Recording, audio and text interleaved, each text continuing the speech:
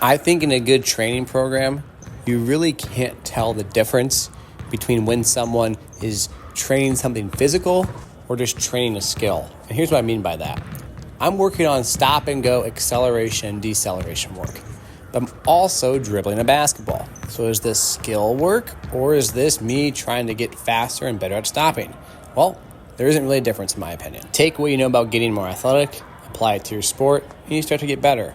By the way, this is a great exercise I like to do. It's just trying to run and jump from as far as I possibly can and touch the rim. It's an awesome exercise for eccentric loading on the front leg and maximal outputs. You can do it with a basketball, without a basketball, but regardless, it's really demanding and it's a great plyometric exercise. Also, kind of skill specific, like I mentioned earlier. Then I did some different jumps right here. People ask about how I can get my plyometrics in while I'm doing all this court work. Well, just do it as a part of your warm-up or within the workout itself. Now, for those of you that like to train and like to track your training, this is a really cool app. It's called Home Court. You can see that in the bottom left, but it tracks your makes and misses. Sometimes tracking your outputs can be a really good thing. Sometimes it can be a bad thing.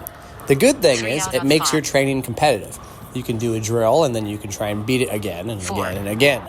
But with that, there actually becomes an issue. Sometimes you get so focused on just trying to beat your previous best score that you actually forget an aspect of the drill.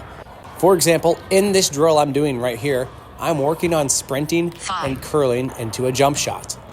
If I was to just try and get the best score possible, I would slowly slow down my sprint speed. And in doing so, I would take away from the purpose of the drill in the first place. So first, define what you're trying to do. I'm trying to sprint into a jump shot. Then track your results. Don't just track your results and try and modify what you're doing to get the best results possible. Again, this is where we're kind of blending the world of sports performance and skills training, because I'm trying to sprint and curl as fast as I can because I know that specific quality of sprinting and being able to lean while I sprint and stop myself is a really important quality to become good at shooting off the move. So is this going to be considered skills training or is this considered performance training? Because I really, really do believe that if I do this as fast as I can, I'm probably going to get faster and better at stopping. Now, obviously, we do some traditional weight room work because you just can't find certain types of overload like this on the court. One of the best ways to manage your weightlifting and resistance training while you're doing a whole bunch of other sport-specific related work is to really just iron out a couple of exercises you think are important and do them really well. Don't try and do 1,000 different exercises. Just do a couple that have a big bang for their buck, that are important to you, and you do them well and try hard at them.